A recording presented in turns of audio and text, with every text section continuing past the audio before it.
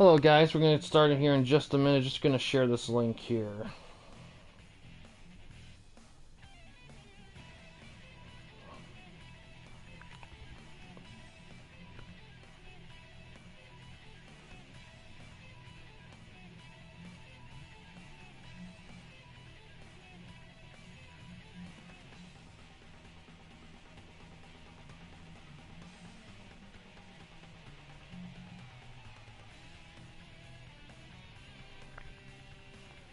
Hi B-Slayer, how you doing?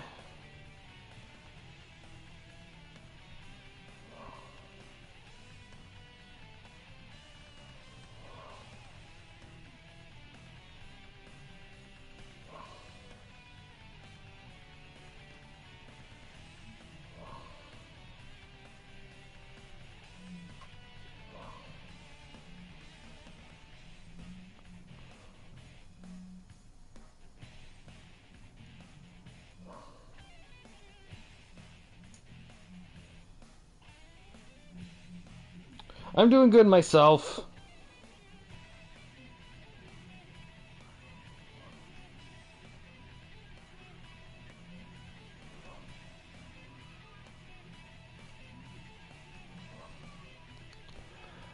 Alright. So we're kicking things off with DPS's matches here.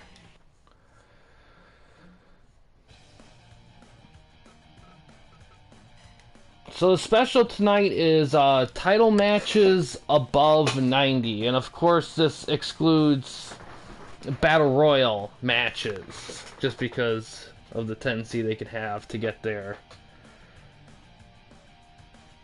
Wait, did I have that rule? I don't know if I have that rule. No, actually, no. There's no limitation there. I'll just leave it as is. I confused that with another rule I had with other thing. Okay. But yeah, DPS. Let's get going with his opening match is a tag match. The Motor City Machine Guns. Where are they?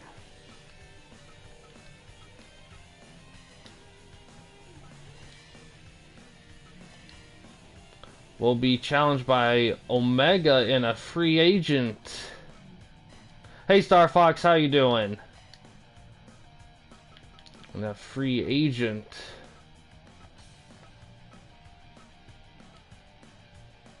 Kota Ibushi here. Or Labushi, I can't pronounce it. That's good. And yeah, starting off with this and seeing how that goes here.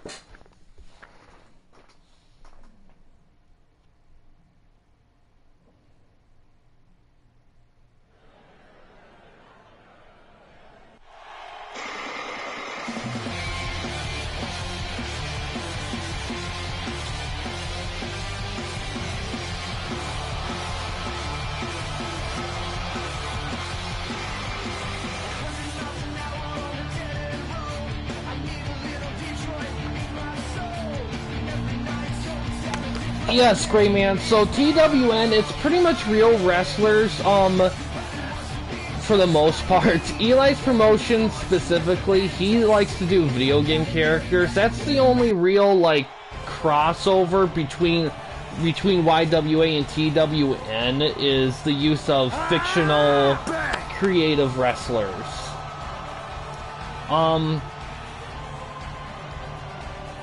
YWA right now, we're not going to use real wrestlers except for Steve Blackman. He's the only one that's there right now. For a bit. The only exception to the real wrestler rule would be like really, really hardcore indie wrestlers, like guys you would have heard of in a million years. Yeah, he kind of snuck in a little bit because when we did Nova, any auditioning visiting wrestler has to go through a voting process to get in, and Blackman was the only one that was successful. So He's the only one up. But other than that, YWA guys are either going to be completely fictional, based on a participating person, or pretty much what it is, it's either someone that wants to participate, and then any fictional person. Really, the only real way someone can join the YWA that isn't an actual person is if an actual person themselves wants them in. That's the only thing. Inkalock right there. So it's gonna be kept pretty strict on that. Video game characters that are fighters or wrestlers, that's the exception to that. Those are fine just because they are fake. I allowed it for TWN because when I started, I didn't really put that limitation in because I still saw the video game fighting wrestlers as pretty legit. Yeah, exactly, like Mike Hager, Zangief. Eli's promotion, which we'll see tomorrow. In tomorrow's stream, you're gonna see Bonesaw. Oh yeah, Bonesaw. Bonesaw, it's interesting that you bring up Bonesaw McGraw. Like, for the 200th episode, I did a parody wrestling league tournament, and Bonesaw was in that. And I've talked about actually maybe kickstarting like a semi-regular thing of that on Patreon, along with Ref Gets Knocked Down there, along with what I've been doing with the John Madden wrestling promotion on there as well. Yeah, I kind of had to work a little bit for that one. I think that one's membership's gonna be more on a flexible. Oh, is that Ted DiBiase? Ted DiBiase coming down from the free agent pool. Looks like he's gonna help Omega and Ibushi out.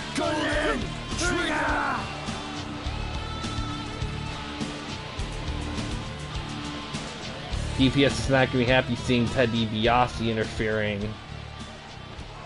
Ooh. $1 Million Man. Vince voice. Yes, exactly. That is the $1 Million Man. I only know the actual Ted DiBiase we only saw in WCW. Really? I didn't know that.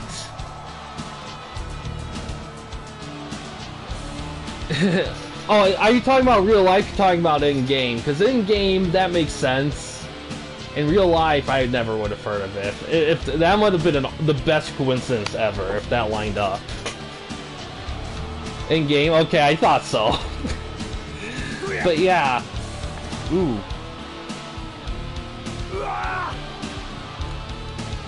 But yeah, I think but yeah, TWN pretty much at this point from now on, TWN's gonna be reserved for real wrestler stuff. And YWA is gonna be more for like more fictional driven. We got also the Fire Promoter Save WCW thing. That was a thing for a while. We kind of eased off it once we started doing TWN stuff because Fire Promoter in this game, oh, half Nelson suplex there.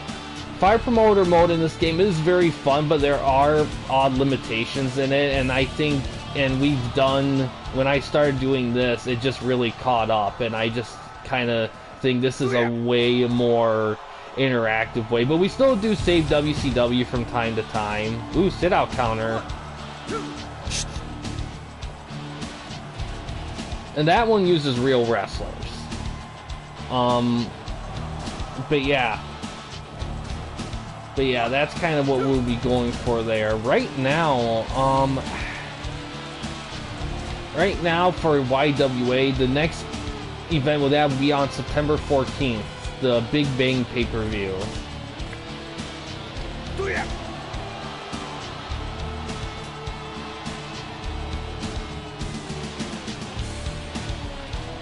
Ooh, super kick. Yeah, I've heard of those. like sim promoter things. They always sound like fun, but since they're all like old PC games, they can be a little hard to access. But I love Fire Promoter. The only unfortunate. Well, that's the thing too. You see, as if you got someone that's passionate about playing something and has a lot of energy and puts a lot of character in like what they do, you could get away with a lot. DOSBox, yeah. Ooh, that looked like a Sister Abigail right there.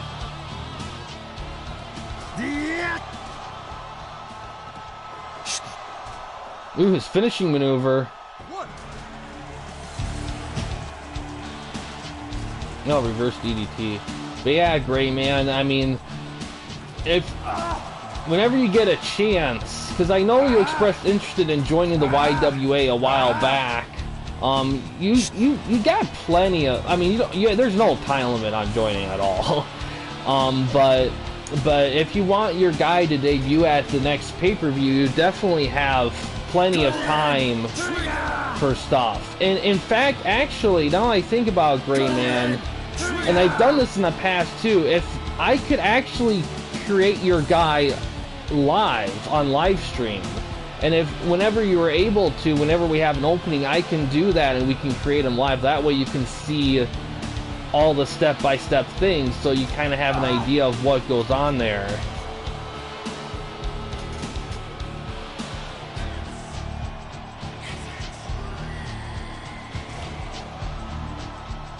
Okay, yeah, so I think I will do a create a wrestler live thing again, and if you were interested in doing that route with it, let me know and we can get that going whenever you're interested, of course. Oh, big pin.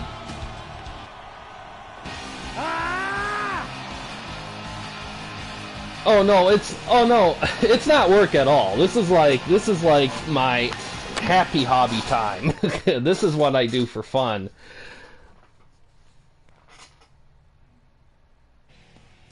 West Coast can do after 5 most weekdays. Okay. After 5. What time? Alright, so over here it's 9:24 here. I don't know what it's like on what the time is on West Coast, though. That got 75. I think West Coast is West Coast like 3 hours ahead? 6:24. Okay, so I'm 3 hours ahead of you. Alright, so if you're after 5 most weekdays, so for me, if I'm gonna do that stream, I'll probably be after 8. I get you there, Gray Man. I get you. That's why I love streaming on YouTube, is because that way anyone can watch the streams at any time, and they don't have to worry about a time limit or anything. Because I know that a lot of people watch this live in other parts of the country. Even I had one person who was from like Brazil that chatted on stream for a little bit, and another person a while back who was from like the I believe the Norway area. So I get the time differences can make it very tough to catch stuff live. So, but yeah, I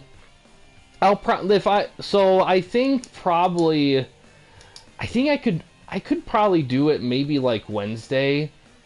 I think. Okay, yeah, I can definitely do like create a wrestler stream like definitely past 8 for sure. So I'll probably do that. I think Wednesday will be a good day to do it, because tomorrow I'm going to do the West Division, and then Wednesday I could do the create a wrestler stream. I might still do a second stream that day too, but it just depends on schedule. But I'll definitely do that Wednesday. Tez versus Kurt Angle here. And that way I can create ya, and I can get ya in the thing.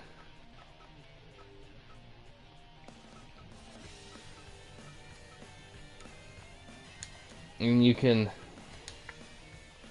partake in things as much as you want.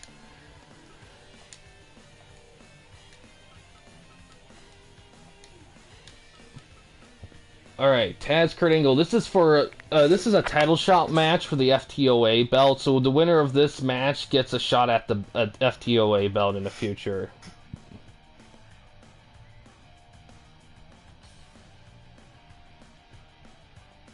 Okay, yeah, I'll DM you like day of, just double checking, and we'll see if it'll work, and then that way, you'll be able to... Yeah, it was. I mean, we only got a small taste at the Royal Rumble 2000. Hi, Eli. How you doing? But yeah, it would have been fantastic. Yeah, health was a big thing. Also, booking. They did not book him well at all when he was with WWF. I mean, he was active for, I guess, a little bit, but he wasn't, like, booked in any sensible form. I'm doing good.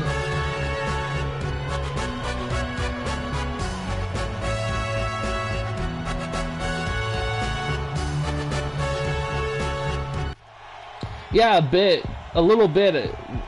I mean, both of them big suplex guys. Both of them use submission moves as finishing maneuvers. Yeah, it was a little bit on the short side though. From what I remember of it, I think it was like sub 15 or something like that for time.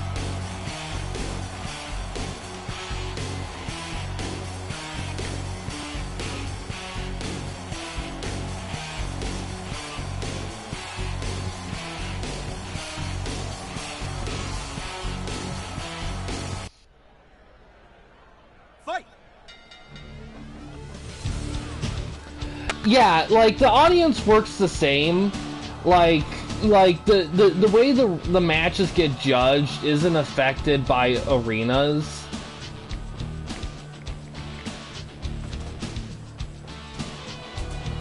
To be honest, match evaluation only, like, that only plays a part in TWN, although in the future I could have it be a part of YWA stuff for points, because YWA, I am, starting with the Big Bang pay-per-view, I'm going to introduce a point system like we use with TWN. Oh yeah, well, that's interesting that you mentioned that. That's really only a big factor in Fire Promoter. In the regular mode, it could. Like, if you have a power guy go against a technical guy, that could lead to some interesting variations of results. Yeah, styles can confidently go against each other, but the thing with the game is that it's random. You could have a technical and power guy go against 3 times and have the match evaluations be different every time. It just depends on so many different factors.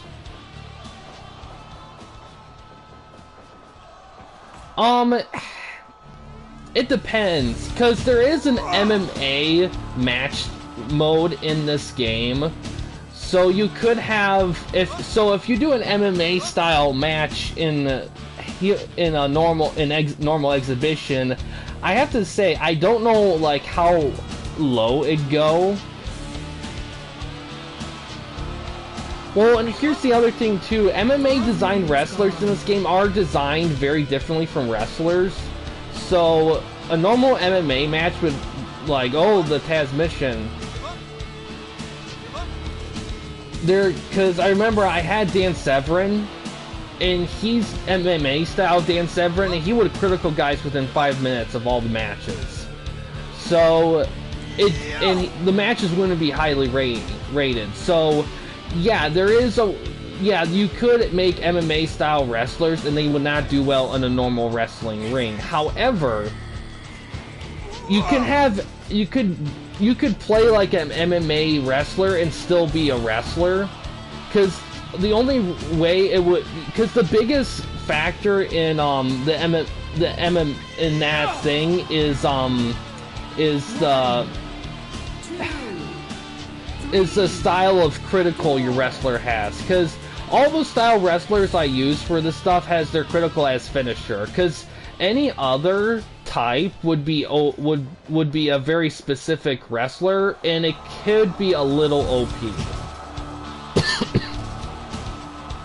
And all those extra details I'll be able to cover in a Create a Wrestler live stream, because they'll be there to kind of show. Yeah, exactly.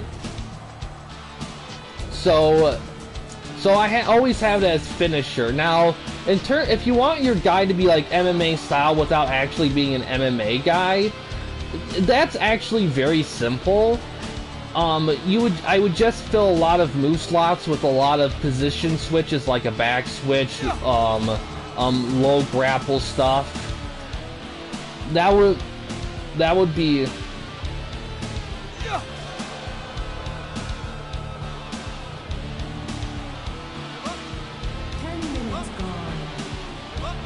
Or watch. I don't think I have, Eli. I watched those ones there, and to clear the old games, there was an edit wrestler called. Wow, oh, here comes Sting to help out here. Yeah, I really want to play the old Fire Pro games, but I need to take some extra steps. Oh, looks like he's helping Taz out here. But I need to set up a couple things to make that work.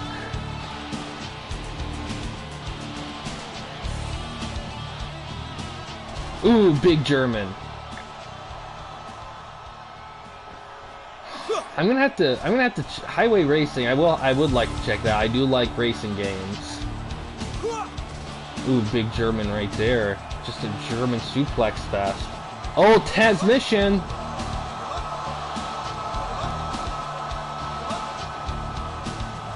Oh, with the suplex. That's oh man, he's Ingles heaving right there. It's just a suplex fest.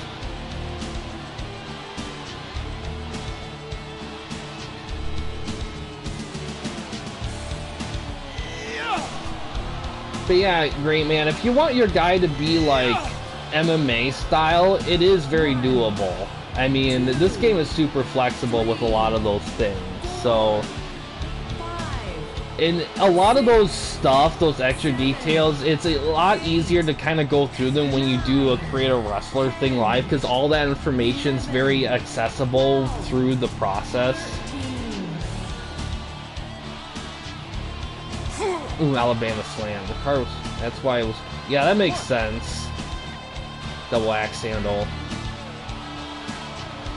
Oh, he taps out to the Taz mission.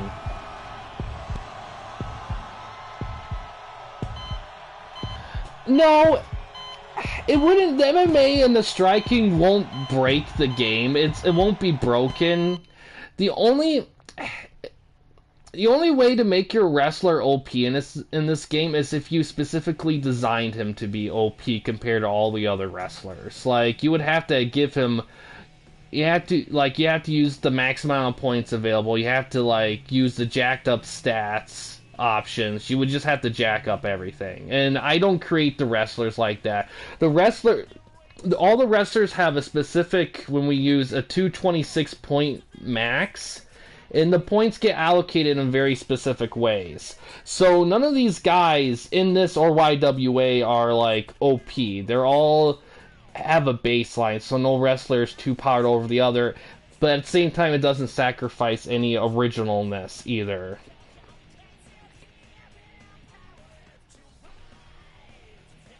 Yeah, I get ya. There are types like that. That got an 89, very cool.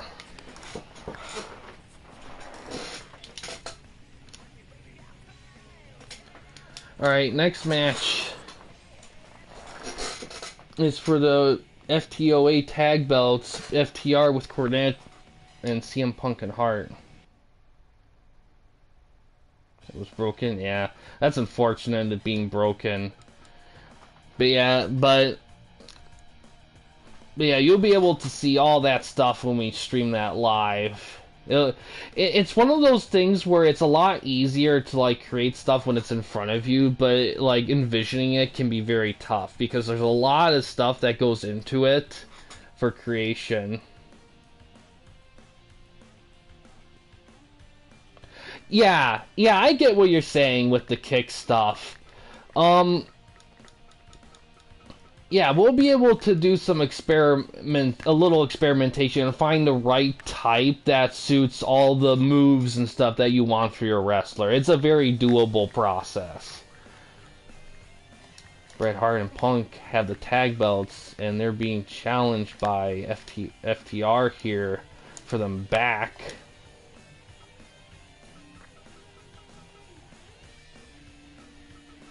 Too far.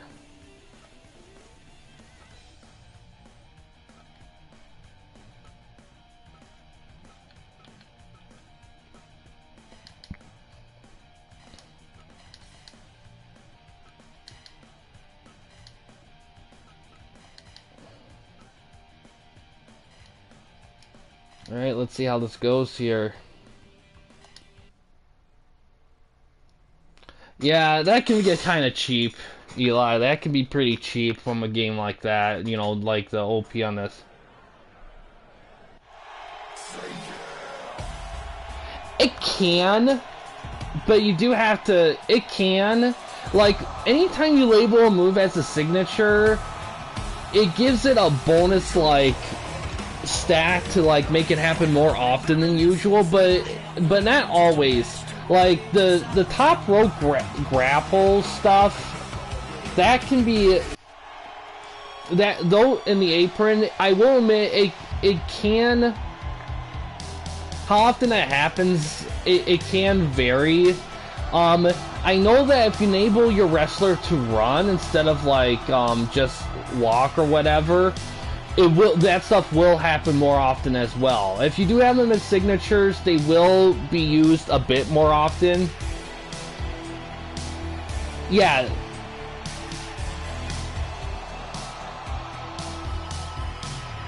Well, in the wrestler CPU, there are ways to set certain moves up, like chain them, but it can be a little complex. I haven't really done a lot with it. But I have started on a few guys, specifically guys that use submission holds as finishing moves as a way to get them to use them a bit more often. But yeah, like apron stuff and top rope moves, there are ways to get them to do that a bit more often. There are some tricks to that, but even then, it can still kind of... There's a good chance you won't see them in every single match, so you would have to be prepared for that, because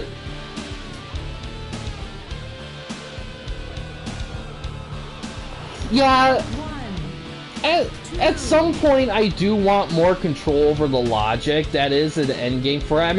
I actually have gotten better at it than I would have a year or so ago, so I have made some strides in that, but for the apron and that stuff, I could figure it out if I experimented a little bit. But even then, to some extent, you're not going to see them like super often. But I can find ways to make it happen.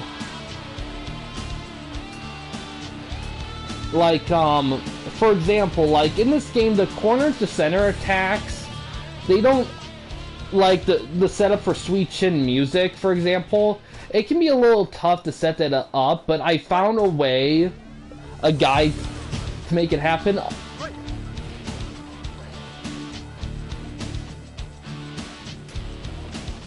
Yeah.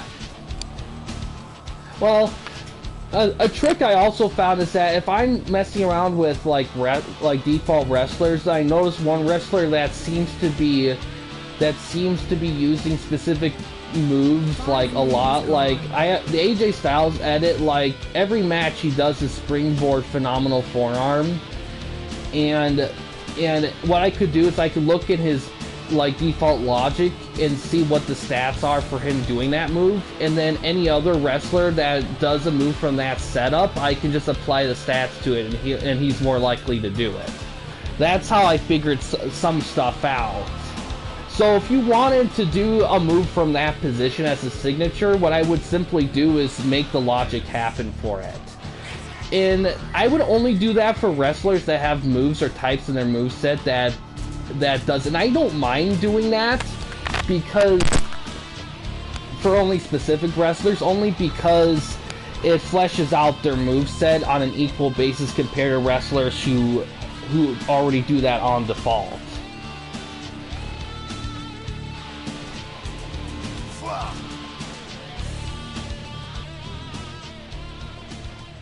Yeah, it was a good... Yeah, they do that move well, Star Fox.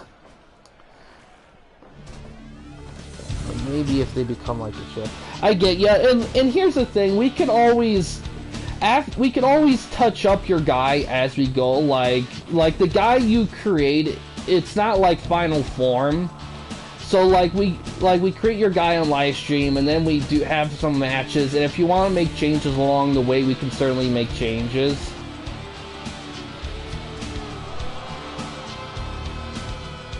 Yeah, it's one of those things, and even with the types, they can do stuff more often. Like, for example, like, technical guys are going to do more top rope moves more often than power guys. Or juniors or luchadors would do more top rope moves than, let's say, like, vicious style guys. It's some of that is default built in, but you do have to look in a little bit. So, but like I said, there are ways to kind of, like, make things work with it. Like, if you want a specific top rope signature move, I would simply put that move in certain positions to make it happen more often, and I would do that with lots of other moves in this game. Yeah, auto doing it would be nice though as well, like if you put them in. Yeah, and to be honest, if you played this game like an actual play, we don't see that too often. Yeah, AJ Styles, speaking of the phenomenal forearm, looks like he's helping Punk and Hart out here. Yeah, I will say this, like, tag team corner moves, those can be very tough to see in this game. Like the Doomsday device, you don't see that often because the setup for it has to work super well. But there are move edits out there that could probably have it set up from the front grapple position, but I don't see them very often. So it is one of those things where that is kind of a flaw with the game. Like some of those big like popular moves, it can be a little random setup, but you can also argue that it kind of adds to the specialness of the move itself because it doesn't happen super often. Some people argue that as well.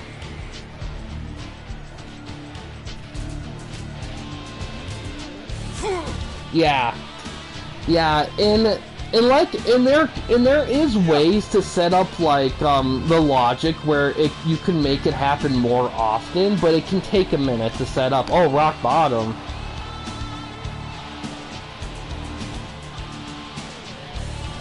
Yeah, health bars, that's pretty common in racing games to have health bars, but they always take different routes with it in some games compared to others.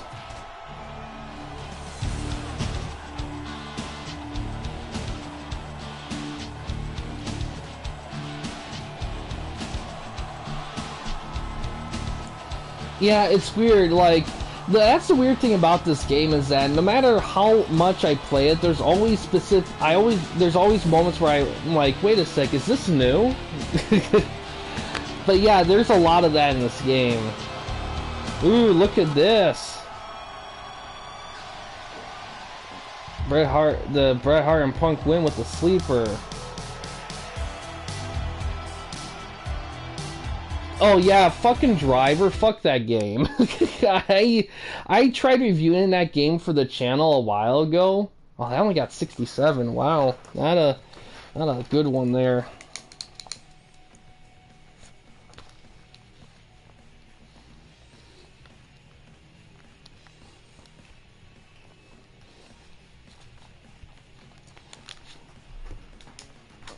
Yeah. Yeah. Sleeper hold. But yeah, I mean I don't hate it, but it's like that opening tutorial mode is like legendary difficult, and I didn't get past it at all. Like I even had my Corey, my wife, help me try to help me with it, and she couldn't do it either. It was so off, so stupid. Yeah, yeah. And the sucky part too is that it's probably still a really solid game, and the rest of the game in itself is probably pretty decent. Like, and I remember reading that too, that the only problem with the game was that the beginning, the tutorial and the last level were like OP difficult, but the rest of the game was fine. Like the difficulty range is just like too random. All right, next we'll be moving on to Star Foxes. Ooh, honestly, that's cool. Yeah, I really want to like that game, but that beginning tutorial, it makes it tough to want to get full in depth in the game if the first step is just is like god tier difficult.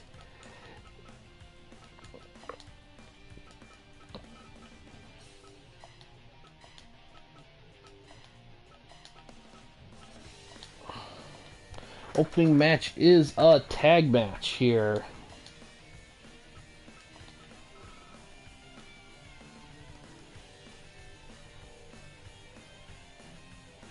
Huh. Nice to cheats. I miss cheats in games. They kind of laid down on those, and I miss them. Yeah. And the thing is, I'm not much of a rage gamer. It's just I don't know. It's not like I get mad. I get disappointed. Hi DPS, how you doing? We just finished your round up here. We're moving on to Star Foxes here.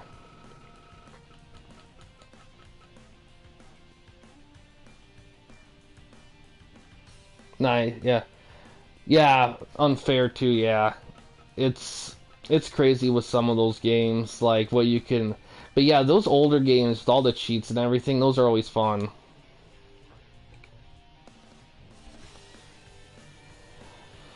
But yeah, it's gonna be interesting what Star Fox has with his here, because the debut of the NWS certainly kind of changed some things here. Opening match is an interesting one. Hogan and Savage are gonna be fighting.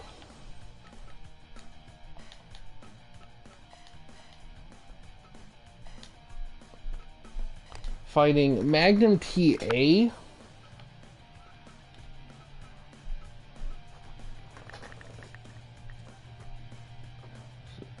And Kerry Von Erich. And here are the stipulations. It's interesting. If Hogan and Savage win, Magnum TA will be forced to join the NWO. But if Eric and TA win, each of them will get a shot at Savage's TWL belt.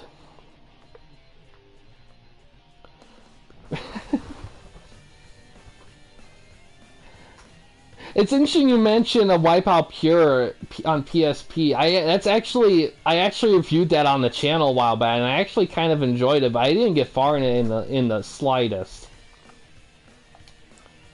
All right. Okay, this should be interesting. Here, let's see how this one goes here. Where is it so bad? Man. Yeah. Yeah, I think so far my favorite racing game that I've ever like played and reviewed on the channel is probably gonna have to be Burnout Takedown. Like I played so much of that game since I reviewed it.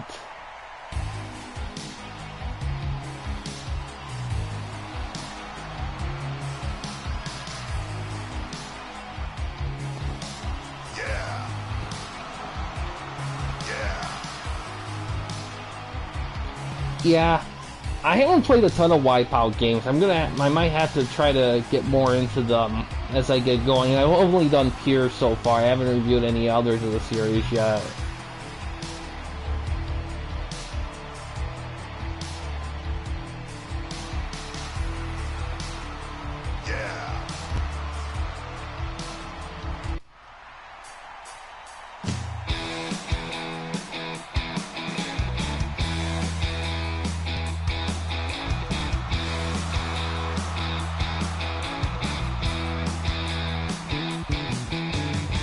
Interesting. I might have to check that one out. The PS3 rendition. I always look forward to finding games to play on PS3 and 360 that haven't been remixed or re-released on other consoles. I'm pretty sure they probably did that with Wipeout, pure Wipeout, that version of Wipeout, but you never know. Yeah. Big layer right there.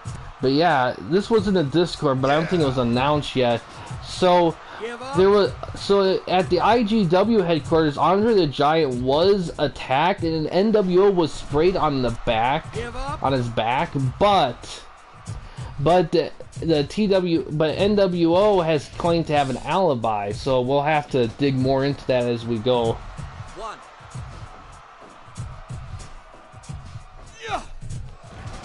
Interesting. I definitely want to take a look at those. Because for a bit it seemed like the Wipeout games were like going to be PlayStation signatures, but then when they moved on to the next gen, they just kind of disappeared.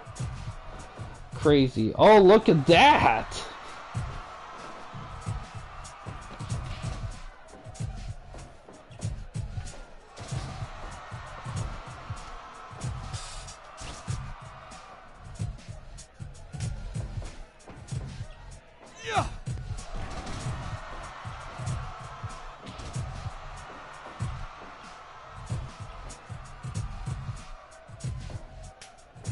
Big tag there, oh, big boot. And he gets suplexed out of the ring. Comes back in with the chair. 1, 2, 3. Low blow. Yeah, he was. Yeah, it didn't help because it was a little bit after he lost his title shot match against Mike Awesome for the IGW belt. Yeah.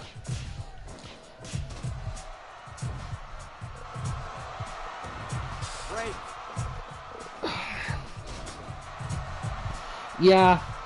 I don't mind the games being more on the edgy side. It kind of gives them a flair to them. Oh, Tokyo Extreme Racer on Dreamcast. I gotta check those out. But yeah, the opportunities do help create some inspiration there. I mean, NWO is infamous, so I imagine a lot of wrestlers will not take them pretty lightly.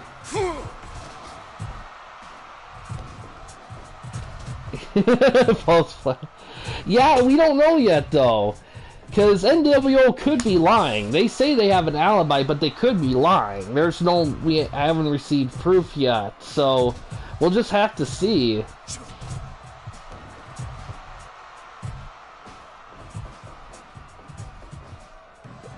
Oh, that's kind of interesting, like a beta in a movie. I might have to look into that whenever I get the chance. It's kind of funny. I remember a long time ago, the movie Saving Silverman was on, and Jack Black was reading an NHL Face-Off 97 manual. It was kind of funny. Oh, Hulk up action right there. Yeah, Andre hasn't really established any face heel tendencies at the moment. Like, he's only had a couple matches, and he hasn't really done anything yet. But we'll have to see, because we don't know anything yet. 10 minutes gone. Liger's gonna be interfering. Looks like he's gonna be helping his fellow. Oh, wow! Yeah. Von Erich taps out to a figure 4. That was quick.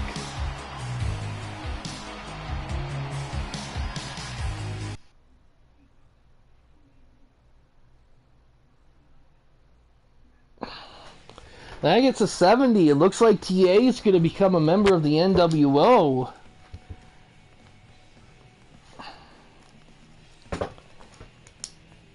Yeah, too late.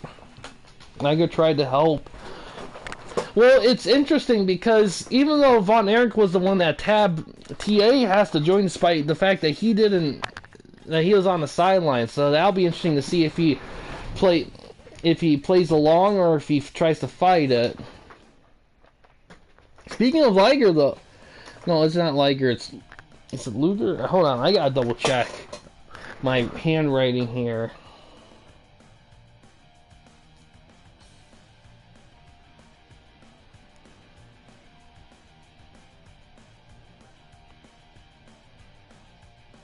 Bulldog and Luger's the next match.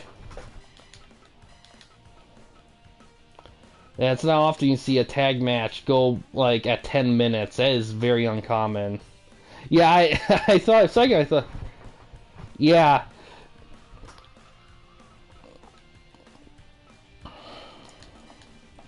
Yeah, that's for sure.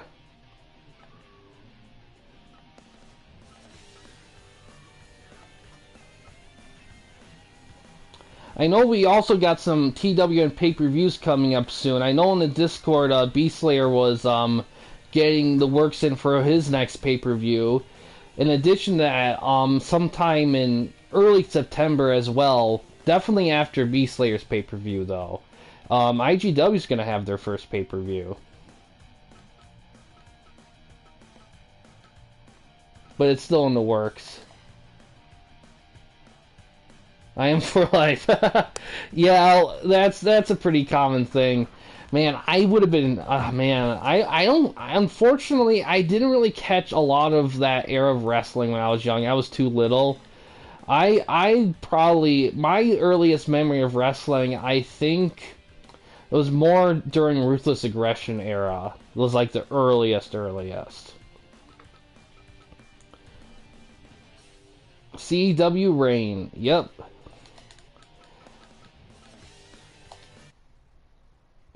My pay-per-view, it's still in the works. I don't have anything established yet, but it's definitely going to be in September.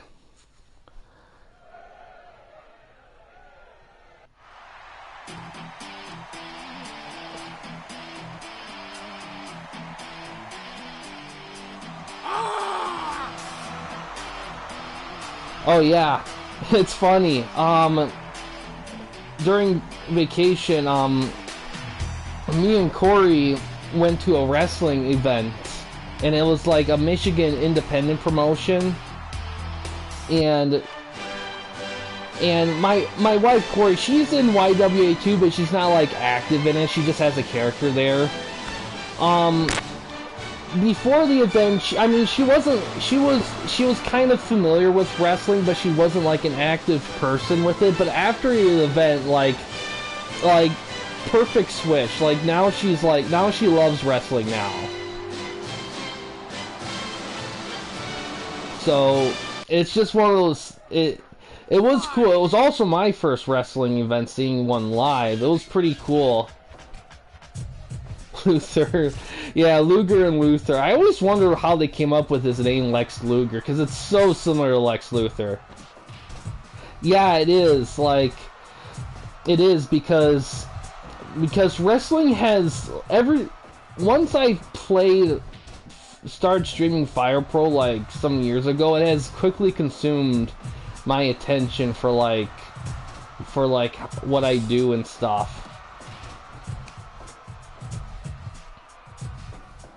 Yeah, it's interesting seeing it live because when you watch it, because the cool thing about watching it live as opposed to recorded or TV is that you can be there to see the impact. You could actually kind of feel the ring shake and everything. And what was cool about the promotion we saw, because the thing is I never saw them, or there wasn't any reviews for them or anything, so we went in completely blind. We didn't know if it was going to be good, if it was going to be botchy, if it was going to be overtly cheesy and talking. We had no idea, but it went perfectly. It had a good colorful cast of characters. All the wrestlers were, they did their job well. I mean, it felt, you got your money worth. And it was so cool too. Because Awesome Kong told me to move, I didn't move, and then a pile of chairs exploded. I got passionate by a chair. Oh wow! Oh, I love Awesome Kong though. She's she's cool, but yeah, that's crazy.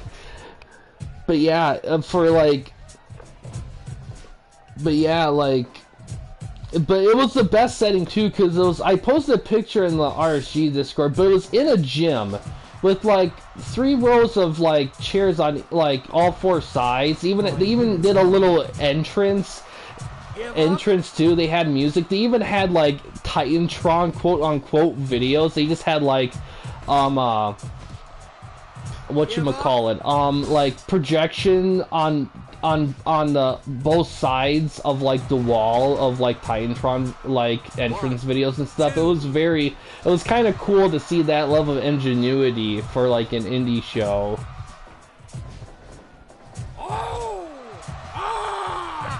Interesting. I know there's Fight TV. They have a ton of wrestling stuff on there, especially NWA.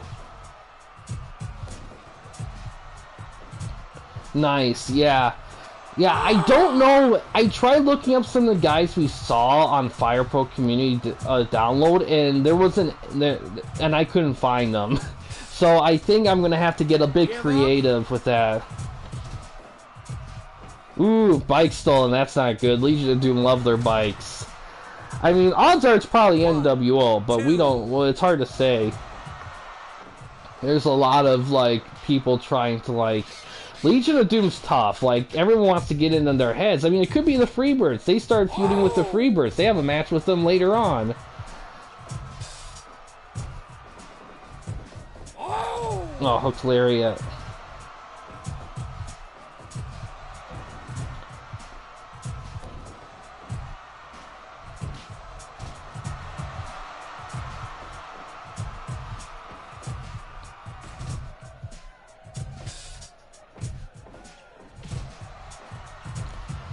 That's cool. Poker with that's cool. I'm playing with and you. Yeah, that has to be cool though. That a big moment there.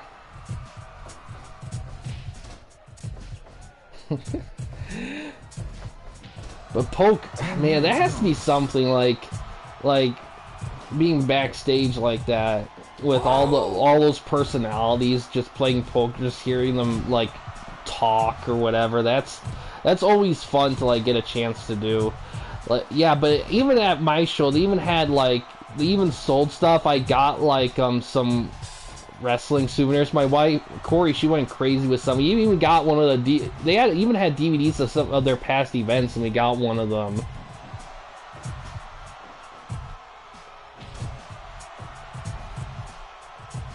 Let's join. Ooh, oh no! Oh, stun gun. Looks like TA's kind of going the gray area here. American Dragon, that's awesome. Awesome to like. I love that Daniel Bryan's still wrestling. Yeah, because but Daniel Bryan was also, he was an indie guy for a very long time. Oh, Torture Rack. Liger's coming in. I wonder who's he gonna help. Oh, he's helping the British Bulldog. Well, you never know. I mean, DDP, like, he didn't start wrestling until he was in his, like, mid-30s. So, you never know. I mean, I don't know what your situation with that kind of stuff is, Eli, but anything's possible. Yeah, Honky Tonk Man, that was a guy that, like, he was pretty big. Like, his reign with the IC title, that really, like, cemented his legacy. Like, that was a big thing for him.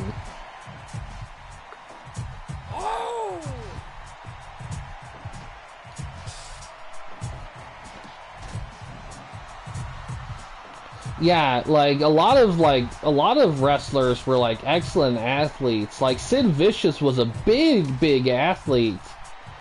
And then when he went to like, and the thing is, he only started wrestling for money. He didn't really had any knowledge or built-in passion for it from the get-go.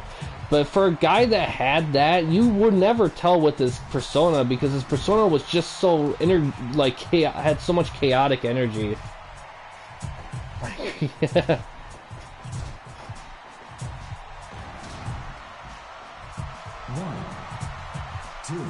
National faction. Interesting.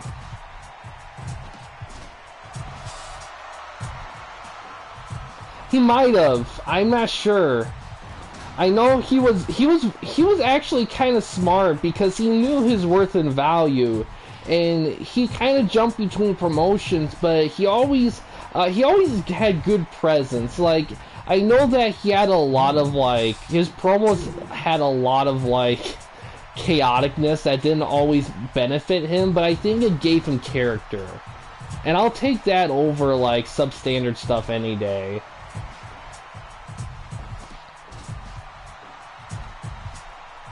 Yeah, Val Venus.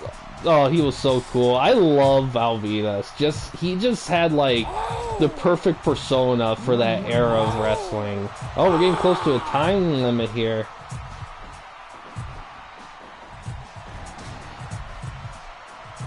You know what? A wrestler reminds me a lot of Sid Vicious was Batista, because both of those two guys, they didn't have exactly super creative movesets, but the way they did their moves and the way they presented themselves was so unique to them that it stood out. Time limit.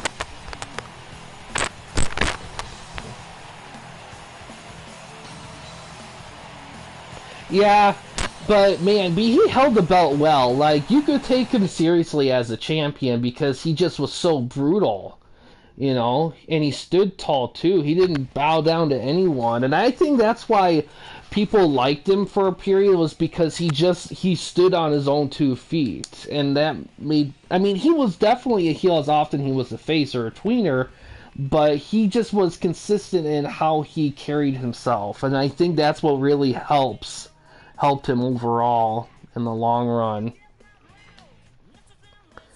Big tie between Luger and the Bulldog. Next match is for the TWL tag titles. The Freebirds and the Legion of Doom will be fighting in a tornado tag match for them. Yeah, and it sucked the way he went out with that freaking leg injury. Man, that sucked, you know. Because he didn't deserve that. I mean, you can argue about his wrestling skills and his character or whatever. And his skill set. I get that not everyone was a big fan of his, but for a guy for his history and caliber, I think he deserved to go out on a much better note than what happened. Yeah, definitely a good year, sure, man. Yeah, it was so bad. I mean, good lord. And they played it so much, and it was the nastiest thing ever. and it sucked too, because like I said, I mean, he was a pretty decent sized name, you know. He wasn't like any like nobody. He was like unnamed, and they needed that. Yes, Tornado Rules, exactly. I almost forgot that. Even when I just said Tornado Rules. Alright, let's see how it goes here.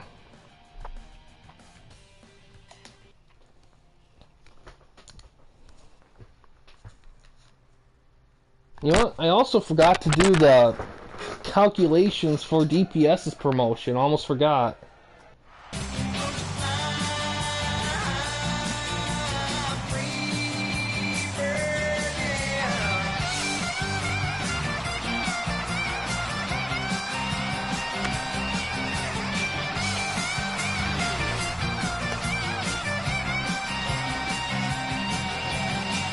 I think the producer Rody whoever does the match forced him to go top rope. Yeah, and he didn't want to, but they made him do it anyway, and that was the wrong call, because he shouldn't be doing top rope stuff. That wasn't his thing. He was, but he got over because the guy who did him with conviction. And the guy who also, Shane Helms, he was also a very talented wrestler, so the moves he did do, he did very well. So that got him over very quickly, despite the fact that he wasn't supposed to be taken seriously.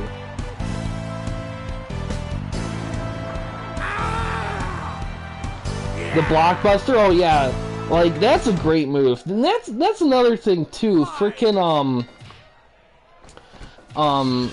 what's his name? Buff Bagwell. He's kind of a similar situation with Vicious, where I don't think he ever got the credit I think he deserved because of position on the card, because he was a great heel, he looked good, he moved around in the ring well enough, and he had a great, unique finisher. But he wasn't given the stuff to work with. I think he could have done a lot more, to be honest. Yeah, he was. I actually enjoy Buff Bagwell.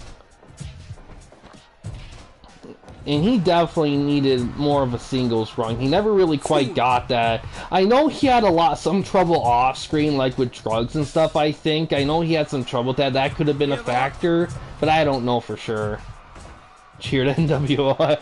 Yeah, because Bret Hart, for the most part, when he was in WCW, was like a satellite member.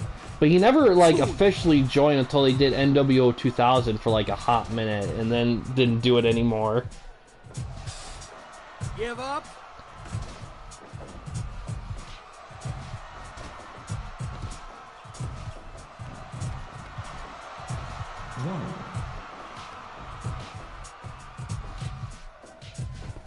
So DPS got a 77 tonight. Give up. Give up. Yeah, I kind of liked it when he paired with Scott Norton, though, because Norton was another guy that should have got more notability than he ended up getting. So those two held up well. Steiner made sense because both of them were pretty cocky heels, so that made sense. Ooh, superplex. 5 minutes. Yeah. Well, that's the thing with Hogan is, despite, and you know what, once you see a wrestling event live, you kind of start to understand why certain wrestlers just get cheered than others, because it's a magnetism. Like, they just have that aura that just makes people want to cheer for them, and Hogan had it. I mean, you could argue his skills as a wrestler or his selflessness with his like persona and wrestling persona, but he had it. There was a reason why he was the top guy from the get-go for WrestleMania, the Rock and Roll Wrestling era, because he had it. Yeah, he was big in Japan, in NWO Japan, exactly. Yeah, and those two, yeah, like, yeah, he was, like, and especially, like, the virtual pro wrestling games. Yeah, exactly. Like, I remember reading that too. Like when he wrestled in New Japan, he like actually wrestled. But the thing with WWF at the time was that and this is something that they kind of kept more or less for pretty much their whole existence. Press Power Slam, is that they were always looked for entertainers. They never looked for wrestlers necessarily. The wrestle thing was just used as kind of the climax fight, if you will. But it was never the main thing. I mean, with Triple H in charge, that could change, but I don't know. But as with McMahon in charge, that was all. The entertainment aspect will always be ahead of the wrestling aspect, despite the efforts of other people to do the otherwise. 10 minutes gone. The ice fix are nice. Yeah, and I think a lot of that stuff too kind of gets like hidden also because he's stealing. He's doing Terry Gordy's powerbomb. He just stole it. Give up. Give up. Give up. Give up. Give up. Give up. Yeah, but I think Hulk Hogan's like attitude behind the scenes about stuff, I think that ended up hurting his legacy in the long run. Because I know a lot of guys that don't like Hulk Hogan anymore because of that. Come on! Give up. Give up. Yeah, this finisher stealing moves, that's a newer addition in the series. It might have been in Fire Pro Returns, I don't quite remember, but I don't think it was. It was a newer thing, and I do enjoy it. I mean, it's not perfect because you can only steal like front grapple front grapple 1, 2. Finishers in the square X section. You can't steal from anywhere else. So that it's not like Here Comes the Pain where if you say everything right you can steal a move. Although I think it wouldn't hurt them to add that feature. Yeah, I think you're right. Definitely. Oh, here's his DDT. Definitely not before Returns or Z. I agree with that. Give up. Give up. Give up.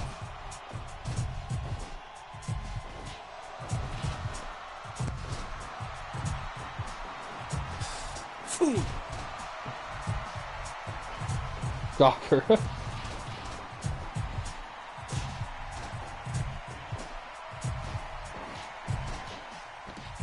Legion and Doom have also held on to those belts since they first won them. Has been a champion since. Let's see if Freebirds can do it tonight. They could.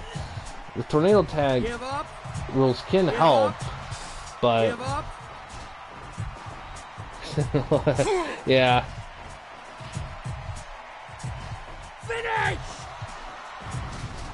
Press power slam. 2, 3. Oh, and they retain. Finish! Come on! Yeah, and it's a shame that they never made one for the States. I wish they did, because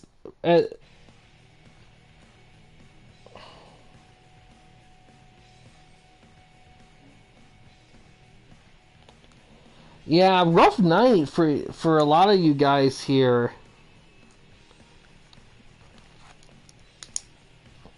Not a lot of high-ranking matches. We'll have to see how Beastlayer does. He's next. It's going to be interesting. Let's see how Star Fox did here.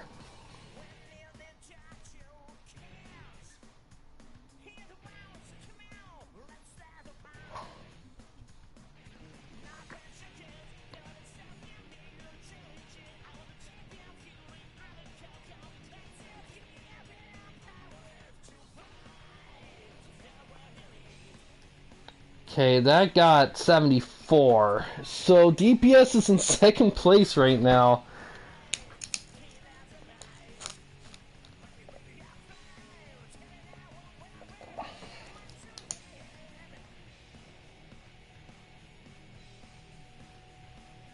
Yeah, I would agree too. The only reason I would want to see a sequel to this is for them to fix the odd limitations in this game. I would love to see some of those fixed.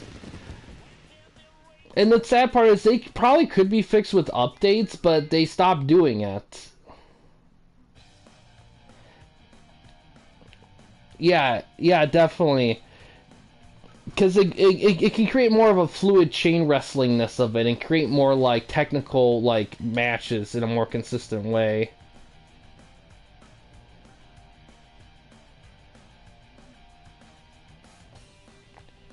Yeah, they would have to come with a lot of stuff.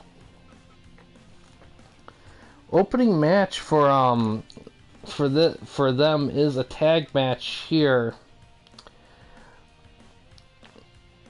Owen Hart and Jim Neidhart, who's free agent guesting, they're going to be fighting the Brothers of Destruction.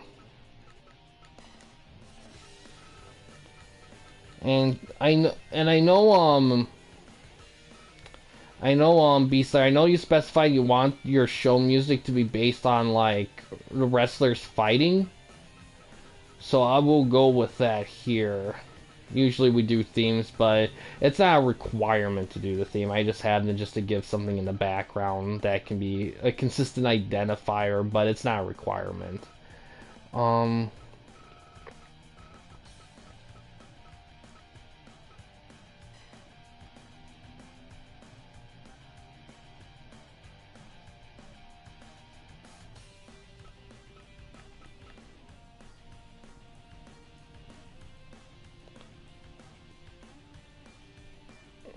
Oh wow. Illegal substances, that'd be something.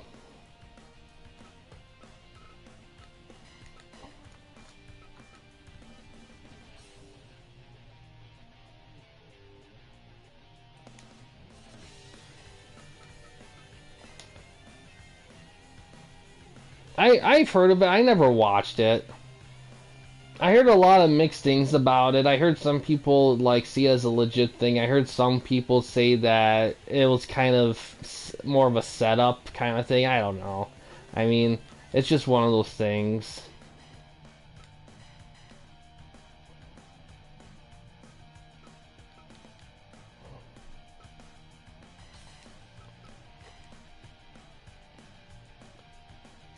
Yeah. Yeah, and that's the thing. The recent stuff with Hogan and the controversy with that. To be honest, I kind of feel like that. I don't know. From what I gather, it seems like a lot of people like kind of debunk it. A lot. I saw a lot of people say that that that they shouldn't take it seriously. That it wasn't like it was taken out of context, and a lot of guys defended, and not just like Caucasian guys, like guys of like everywhere, like everyone, like a good chunk of people defended him. So I don't know. It's just one of those things you just kind of have to be what you just have to like really dig in to really know for sure what to say about it.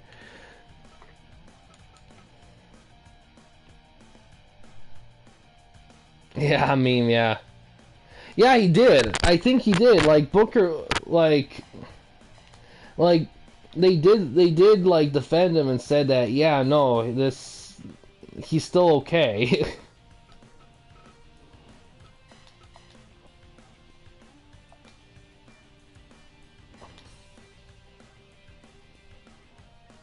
Oh yeah, that did not get received well at all. It was received actually very poorly. Him being there. Because it was weird because they advertised themselves that, oh yeah, we're going to focus on the new and the now and everything. And then they have Hulk Hogan host WrestleMania and this guy who just recently went through a controversy. And he's like from a different era. It just was not received well.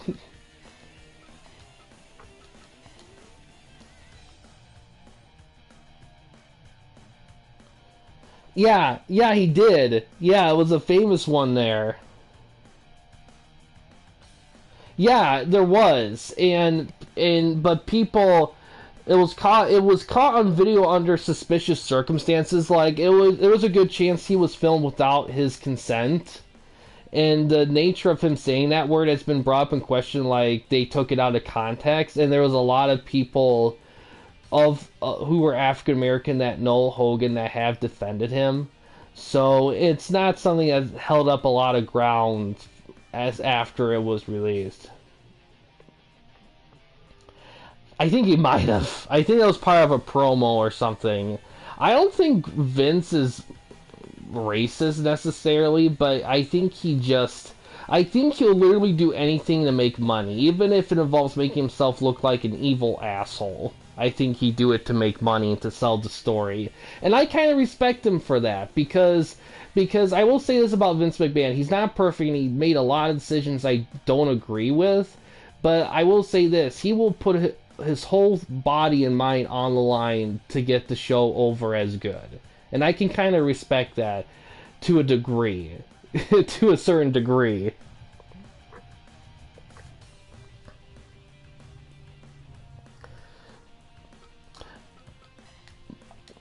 But he put his mind and body through a lot of shit too, like legit wrestling matches. Even though despite him doing so many matches, he's still not a trained wrestler. Just bleeding, getting his literal ass kicked, and yet he did it consistently. And I have to give him credit for that, because not a lot of guys would do that in his position, like hardly any.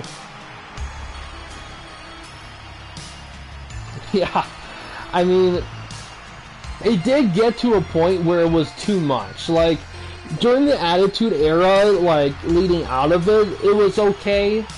But once you got to Ruthless Aggression Era, there was a lot of times where it went way too Vince McMahon show. Like, he needed to dial it back a lot during the Ruthless Aggression Era, and I don't think he did that. Yeah, I remember him saying that, and to be honest, for the most part, I kind of believed him, for the most part. I don't know how far it would have gone in certain circumstances, but I kind of could see him, like, legit, like, being credible in saying that. Jun Saba.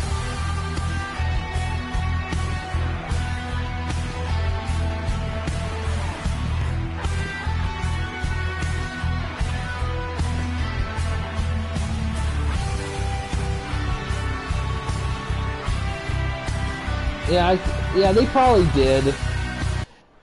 And I could see other, and I still would see as legit though.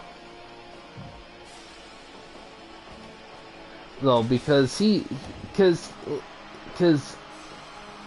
the matches he was in, like, if you saw, like, all the shit he, like, put himself through, it's just like, yeah, that, he's legit doing all that for, like, you know, a buck, and he's, like, I don't know, I can respect that much from him. There's a lot of stuff he did and make choices of that I think was definitely not correct in the slightest, but I gotta give him credit where credit's due, to an extent. Because there is a limitation to that. Yeah, exactly. Like, because most promoters wouldn't really do a ton of that, but he did so much of it. Like, and he did it the way he needed to do it. Yeah, you know, I'm a little rough on my ECW history. I did not know Bill Alfonso almost died in the match. I did not know that.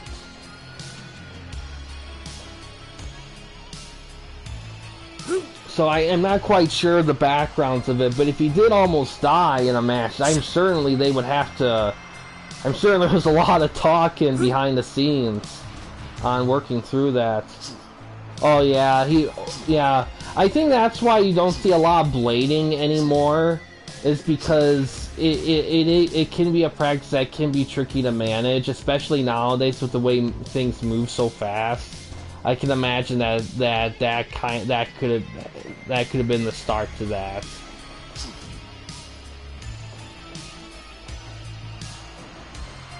Ah, okay. Yeah, I didn't know that either. Yeah, like I said, I don't know a ton of ECW background stuff. Oh yeah, Vince was... I'm not shocked when all those allegations came out. That seemed like something he would do, but... Oh, wow! Wow, a critical. Freaking Neidhart was just critical by Kane. BOD wins in probably a not very highly rated match.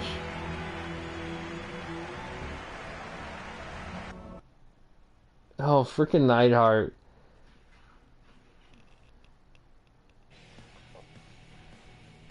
$56. Oh my god. Just one of those shows.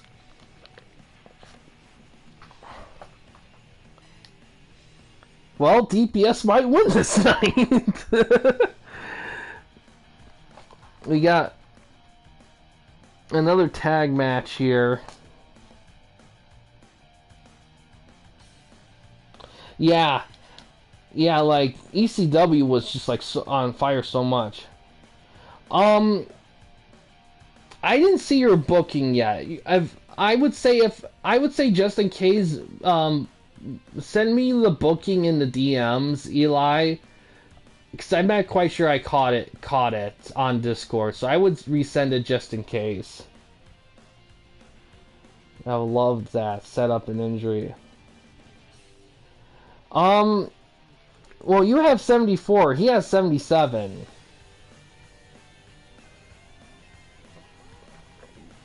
And we'll have to see how it goes here. Yeah, every once in a while we have events where they just don't get high numbers. Since it's Guerrero Mysterio, we'll do Mysterios.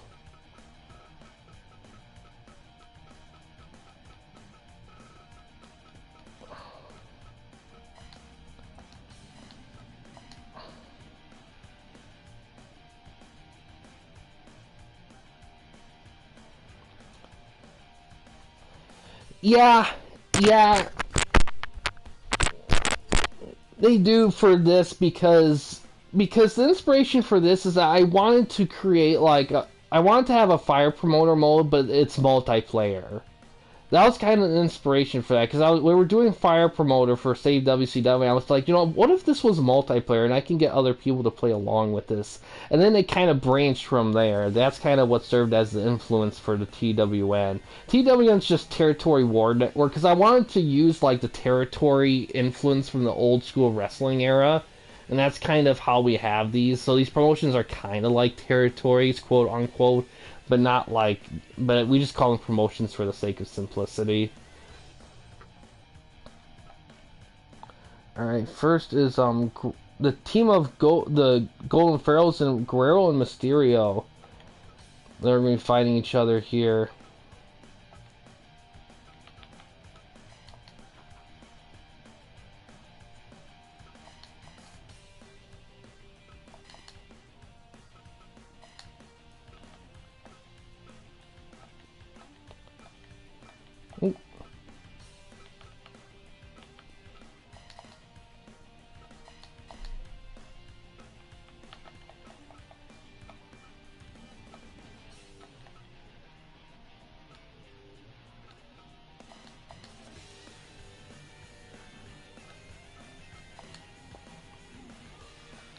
Alright, that should be good.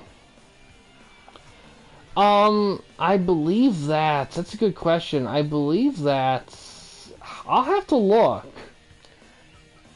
Maybe well, I'll look after this match. Who does? I believe,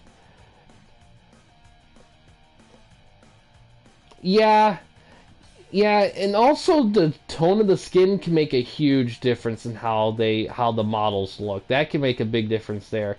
Okay, Grandman. Alright, let's get this going here.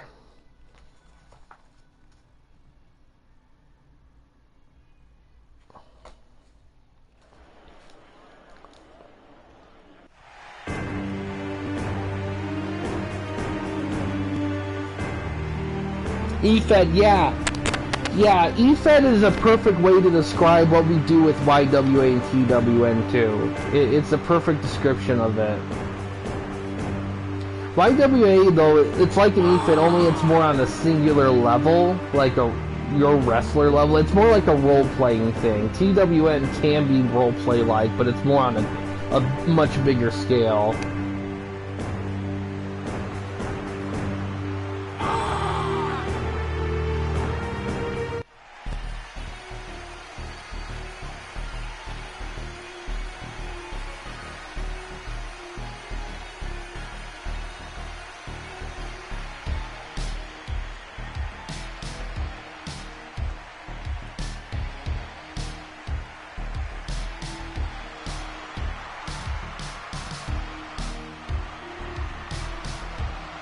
Viva Mexico!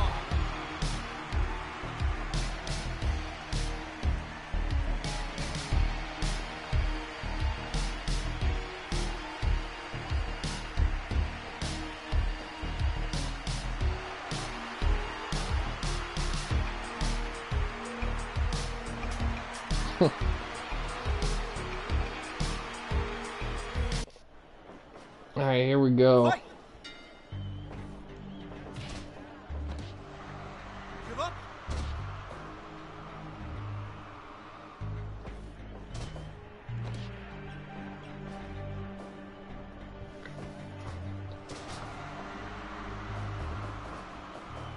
Oh, spear! Goes for a cover.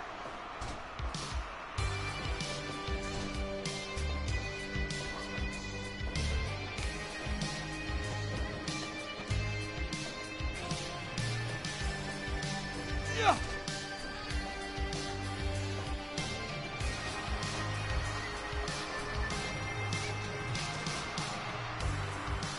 Spear.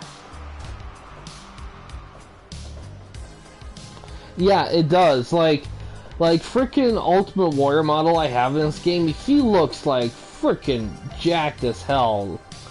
And all that has to do with skin tone, because he's very, like, tanned orange-ish. So yeah, the skin tone can play a factor. I don't typically mess around with skin tone unless I'm creating a wrestler that's a specific diversity, like he's African American or like Latino or something like that. Ooh, nice kick there.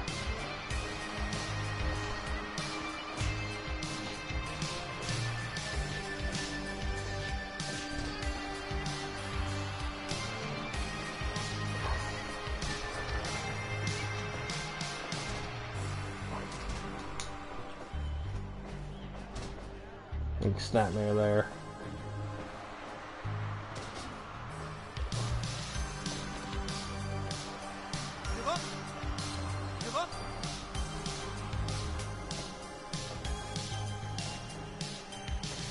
Ooh, nice tag team maneuver there.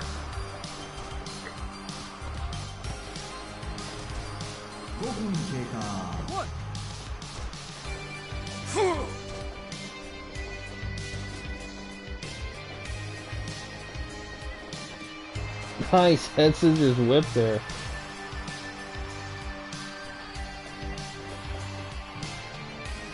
Yeah, and that's fine. That works too, because the default CPU for the wrestlers is solid for the most part. It doesn't really need a whole lot of like adjusting. The only little jackknife pin. The only real, like, the skill part's the only one you really want to look at. That's the only one. Like, the specific CPU, that's for, like, if you want, like, get extra credit or something. Nice.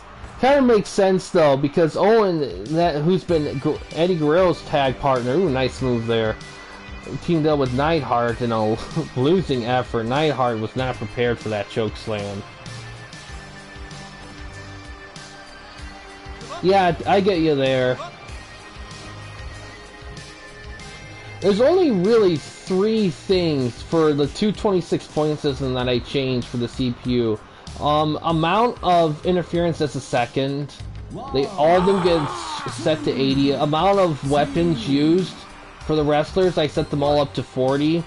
And then the corner to center attack, I set that up specifically as well, so that corner center attacks for the wrestlers do happen every once in a while. The headlock. The headlock from end match scenario. I don't know if I've ever tried that before. I gotta look into that. Oh, nice spear there.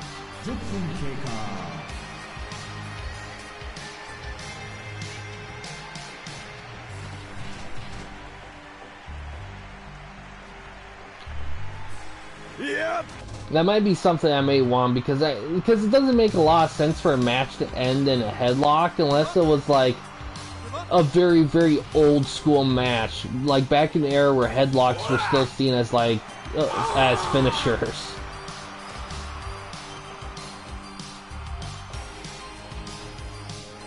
Yeah, that does happen sometimes. It doesn't always like affect like match rating. It doesn't always do that, but there are times where I feel like a match could have been rated a little bit higher if the finish was a more significant move. I think that does play a factor there. Nice leg drop from the top rope.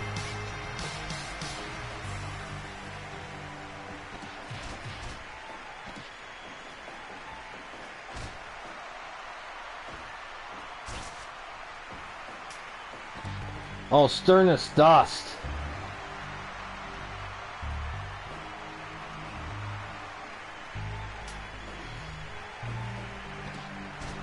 Oh, Hurricane. Tried a Hurricane Rana right there. Missed fire. Spear! Goes for a cover.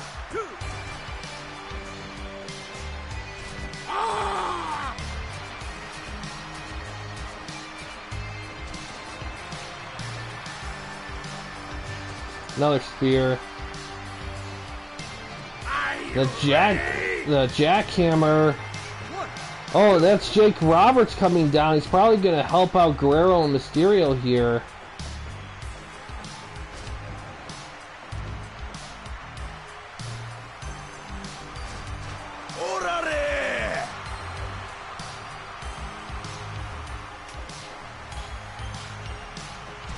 Yeah. Yeah, when I started, I played a lot of single player, but I've done a lot of, at this point, if I do single player, it's usually to test stuff out. I've done the story modes, though, as single player, and those are a lot of fun. I enjoy doing those story modes in this game.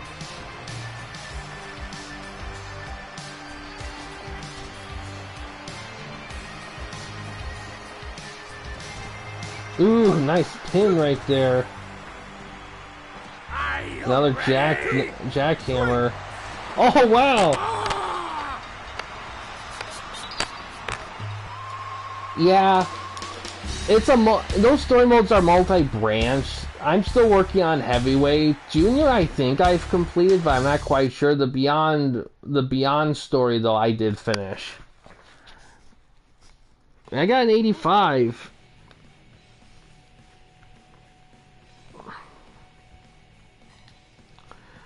Next match is a triple threat match.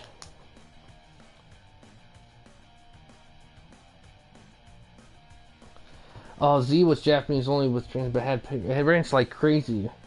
Oh man, I wish there was an English translation for that one. I would love to test that one. I love doing wrestling story modes because they're paced so well.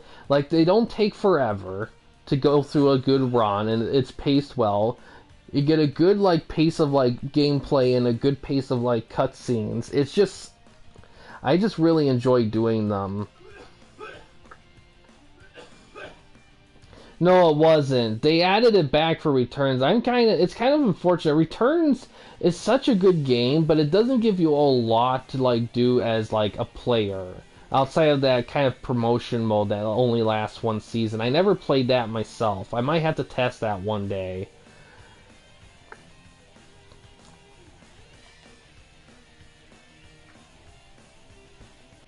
Let's see how it holds up.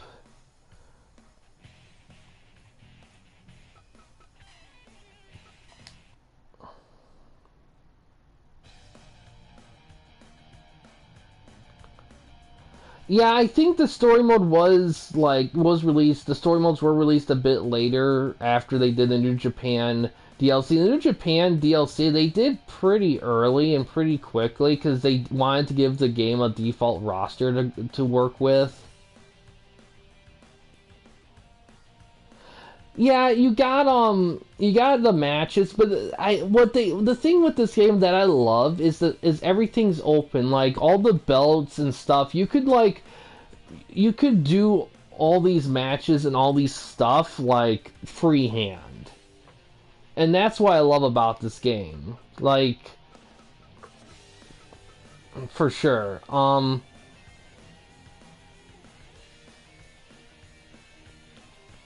Oh, hi, ladies wrestling. Yeah, I saw the gameplay for that game. It looks very solid. I'm really looking forward to it. I really want to get it at some point when it comes out. I am curious on what the creation elements for that game is going to be, because since it's the first in the series, it's kind of hard to say how much they're going to put into that game. But I hope it's a decent amount. That's for sure. Yeah, sandbox wrestling. Yeah, you don't get a ton of those. It's interesting. I thought about starting a series where I look through random wrestling games and grade how well they function as a sandbox game. Because I know a lot of guys like to do their own little wrestling worlds, and I know there's some games that people want to do them with, but may not necessarily be kind for it. So this triple threat match will be against Big John. Will be against between The Rock, Iron Sheik, and Harley Race. This is leave a lot of choice. Let's do The Rock, I guess. Nah, not that music. We'll do the default theme for the last one, just to throw that in there.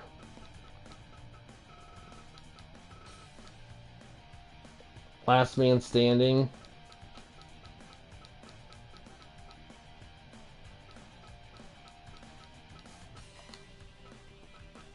So last man standing, I assume you want that as hardcore. That makes sense.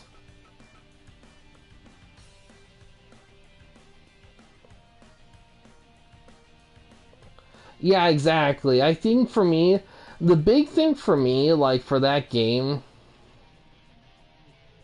yeah, I think the big thing for me for that game is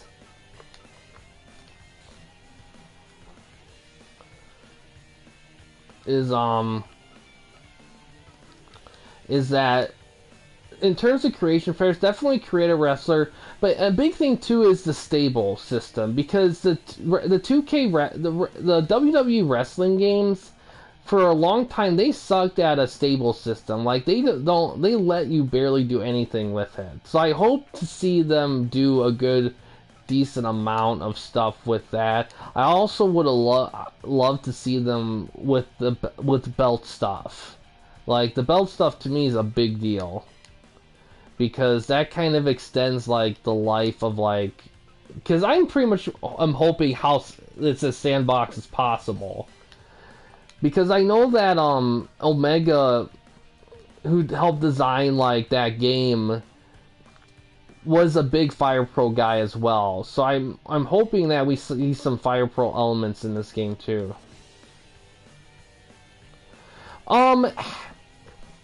It does sort your guys. Unfortunately, the Fire Promoter doesn't let you do interference in Fire Promoter. It doesn't allow, which kind of ruins the point of stables to begin with. We just kind of do them just for shits and giggles, for fun, and as an organizational system. But out of Fire Promoter, the stable thing does matter. The only other thing that could matter in Fire Promoter with the stables is that in stables you can determine whether they're heel, babyface, or tweener, and that can determine some factors in how the wrestlers behave to a certain degree, but I don't know how extensive that is.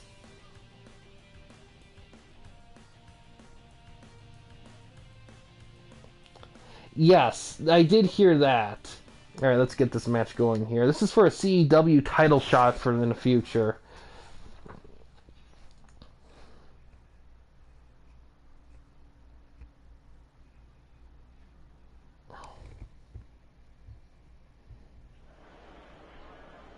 Fight! Yeah.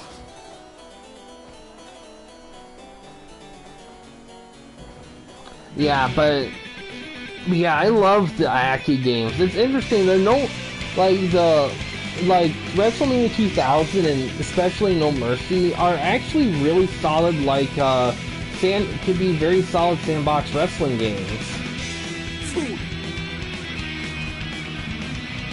Yes, it's like it in this game too, as well. They do have that thing where it was like a type and it didn't make the crowd boo you. It's still in the game.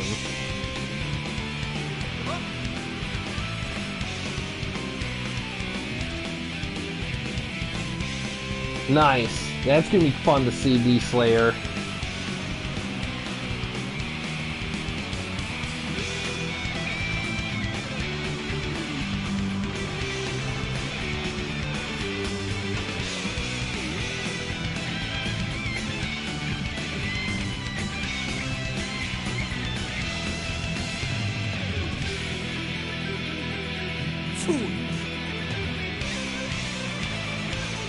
Are you ready? Technic power bomb. Yeah.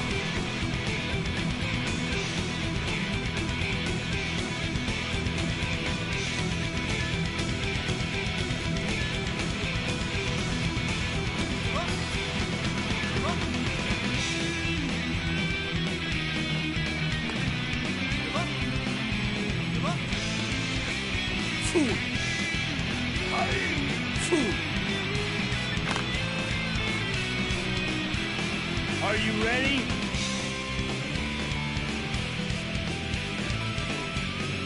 Yeah, the heel stuff, it's cool. On Steam, a person did a great guide to all the wrestling types in this game. I have them saved to my phone. I did post them on Discord a while back as well. Let me double check here for the heel stuff here. Yeah. Are you ready?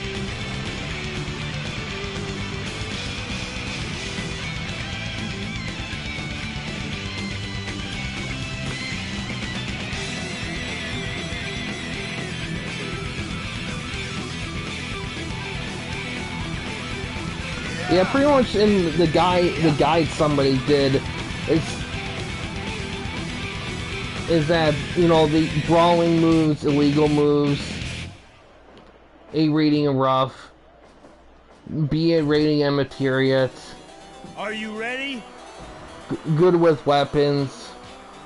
They do get booed. They're not good at technical shoot kicks, top rope dives, or agility.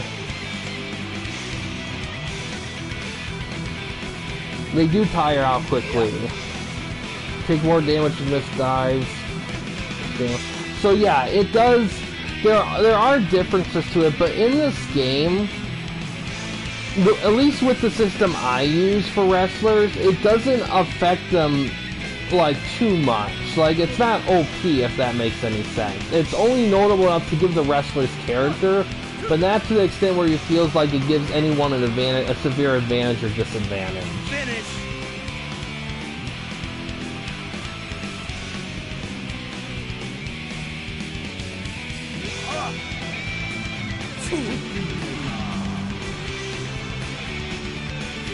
Like, the way it's done, it's to a point where no wrestler gets a specific advantage. It's just all like a wrestler can be unique without being OP. That's the best way to describe it.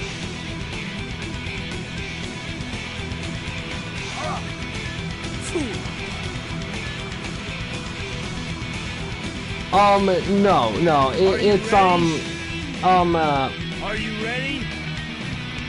Well, all the wrestlers do have that special skill where, they do have the special skill, but I only stick with the 15 point versions. I don't go any higher than that, because those styles can be pretty significant. So I usually keep it in the 15 point range for those. And all the wrestlers in YW and TWN have them. Like, none of them go without it. So it is used.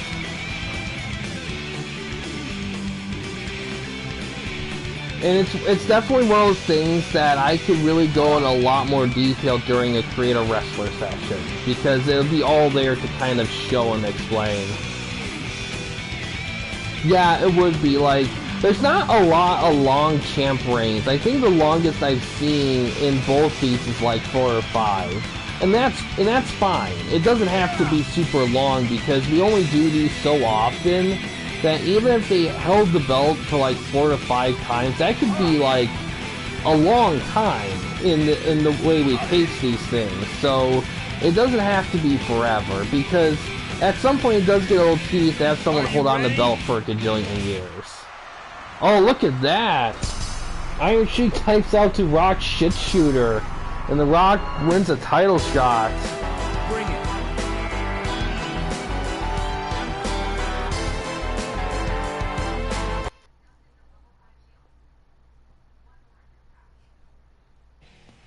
I got 74.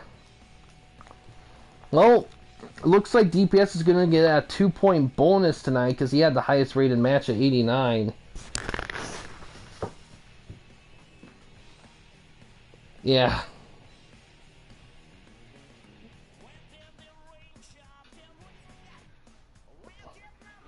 Oh, I don't know about that belt stuff. Like, there's nothing I read in these games that have that. I'm not sure on that. On the additional points for winning belts. It might be, that's the thing about the Fire Pro games, is that each installment can be unique to the rest of the installments. So how one game works and functions doesn't necessarily mean that all of them function exactly the same way. They are very similar, but there's a lot of minor differences there. But yeah, DPS gets 2 bonus points because he had the highest rated match for the night. So let me do the calculations here and see who won tonight here.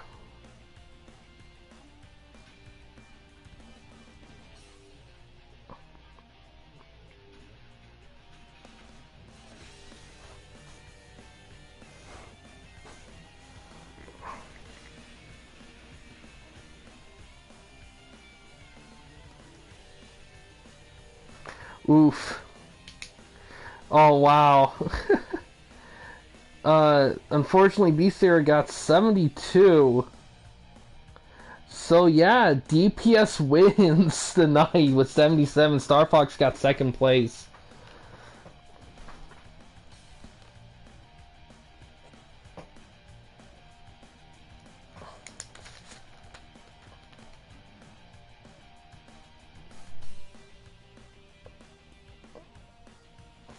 Yeah, yeah, it can be a little intimidating though. We do have one more match in the stream though. It's for the TWN title match. Big John Studd's going to be facing AJ Styles for it.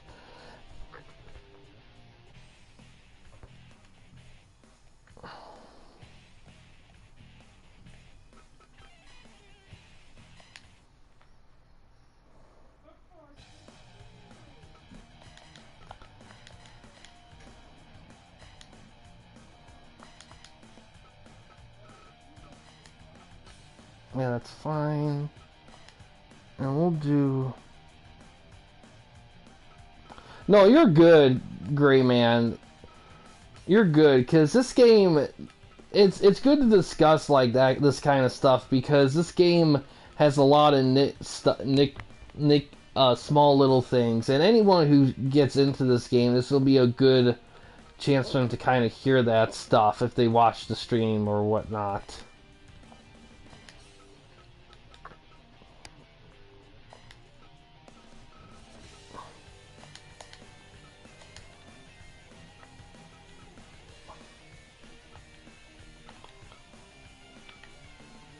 Let's see, where is he?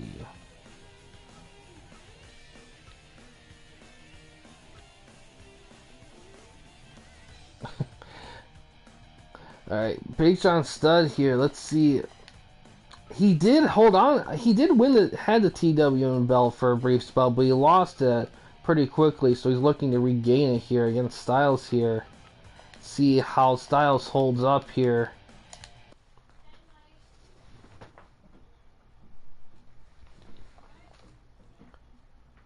Skill thing.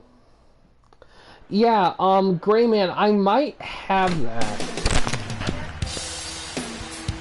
Yeah. Exactly.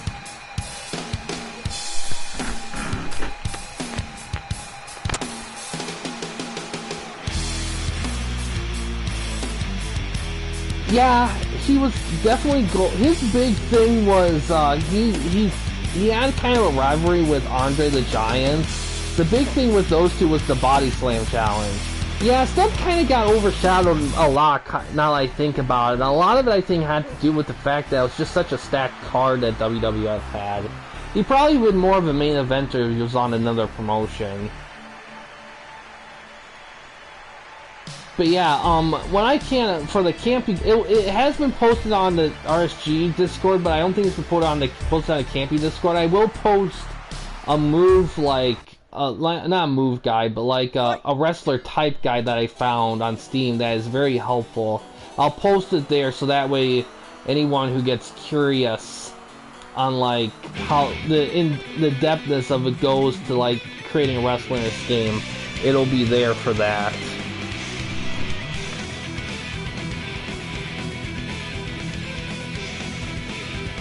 Yeah, they did.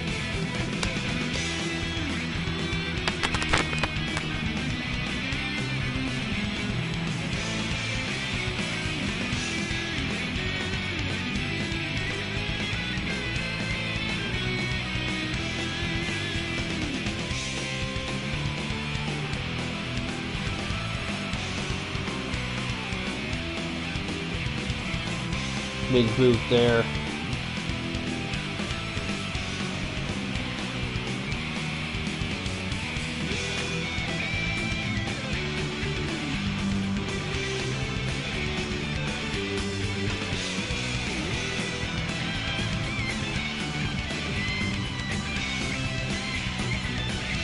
Oh, nice suplex.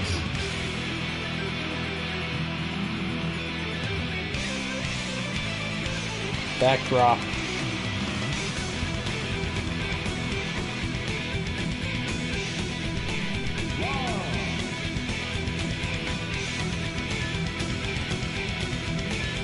Another underhook suplex.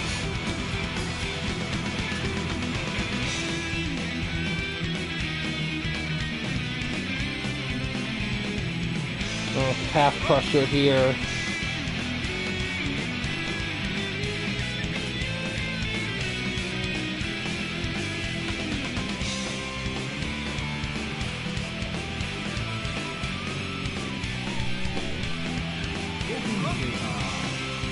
A little bear hug here.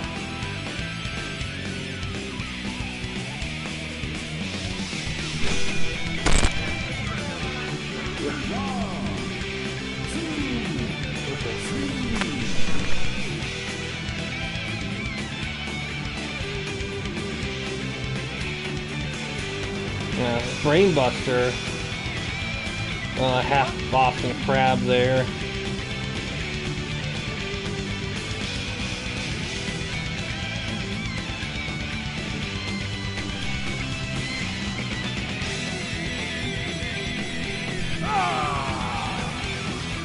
Ooh, nice maneuver there.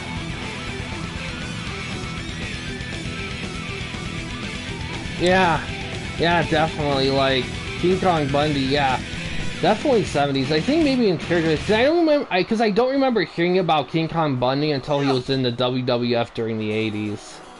But I'm sure he was active in the 70s, of course. Probably territories, I imagine, before Vince McMahon bought everything. Oh, he's going for the Styles Clash.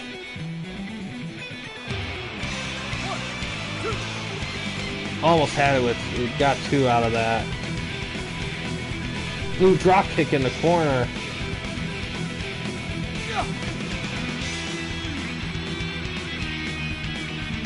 Stay outside to catch his breath here.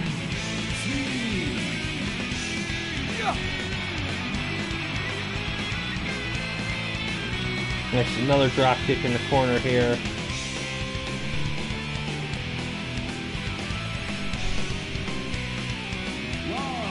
Yeah, I know. I have Peacock with the WWE stuff. Oh, super kick. I know, like, early in Peacock, they really were, like, not very good with stuff. Oh, the inverted bear hug. But when I go on it, they have their ducks in a row. And even with the old, they even got some decent older stuff, like World Class Championship Wrestling and all that. Yeah, I don't have really any wrestling DVD stuff, except for that new thing I got at the local indie promotion I was at a bit back. Oh, nice suplex. Inverted bear hug for a second time.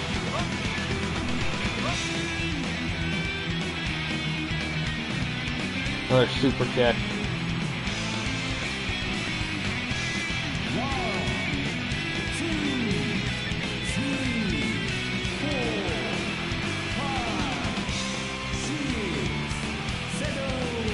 Ooh, atomic drop.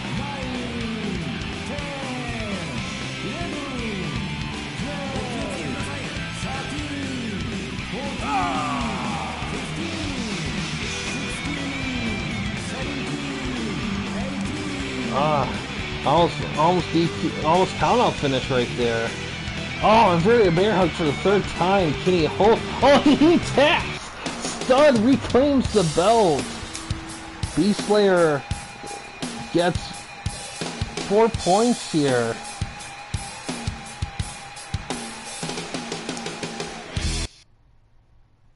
Yeah, I mean, I grew up with the pay-per-view like idea and stuff going around, but for me, like, and the thing is, all the wrestling stuff I watch is usually through YouTubers like Wrestling with Regretta, Wrestling Biles. Like, I only just recently tried keeping up with NWA on YouTube. Like, and of course I watched some pay-per-views. Like, I also for a little bit I tried watching some pay-per-view stuff as well. But overall, it's hard following wrestling. It kind of is, because there's only so much time in the day.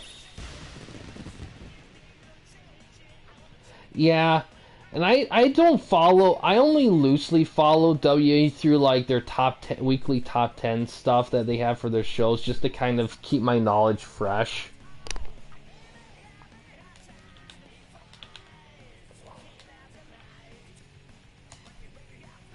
Yeah, very crazy show.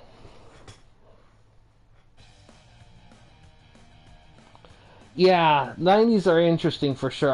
Another period of wrestling that I was kind of somewhat intriguing was kind of early 90s WCW. Like, they had some periods where they had some pretty cool stuff.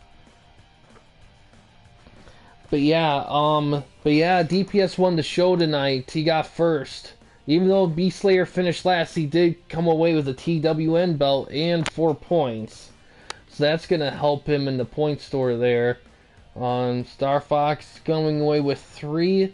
DPS, I believe, is going to get away with 6. And he got the best match tonight, so he got 2 points there.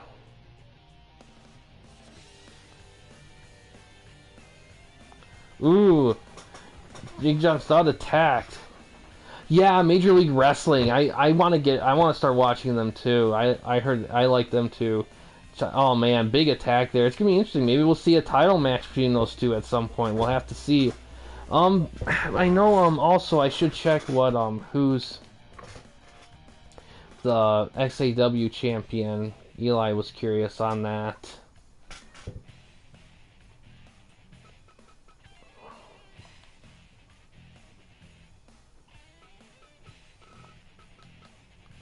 Athena is the champion.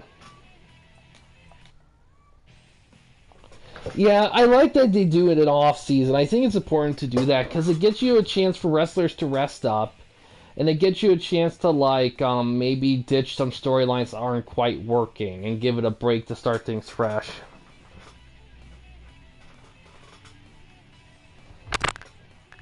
That makes sense. Yeah, it's Athena. She's the current singles champ.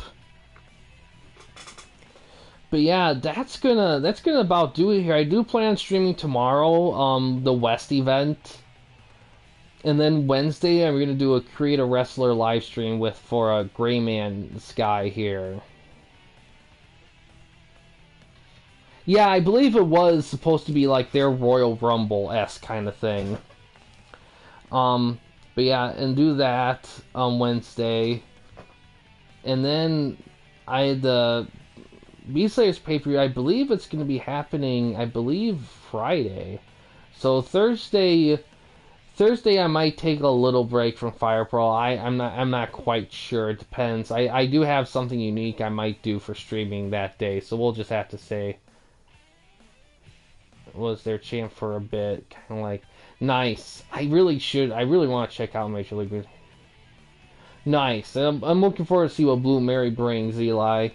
But yeah, that's gonna do it here, guys. Like I said, next stream's tomorrow, TWN West. Gonna be interesting seeing what we see from there. But yeah, guys, thanks for watching. In case you want to chat with anyone at the Campy Company, you don't want to use the YouTube comment section, we do have a couple options. First one is we have a Discord channel. You can find a link to that in About page / About section of our channel. We also have a community tab in our channel as well. You can access that anywhere at any time. We also have a Patreon page. The main goal of the page is to raise money for the channel, to give the channel a bigger budget to do more ambitious things, but also to start making merchandise for the channel as well. And the merchandise itself will be geared toward aspects of the channel that you guys enjoy. So any support we get for that is much appreciated. But yeah, guys, thanks for watching. Please subscribe and like the videos, and have a good day.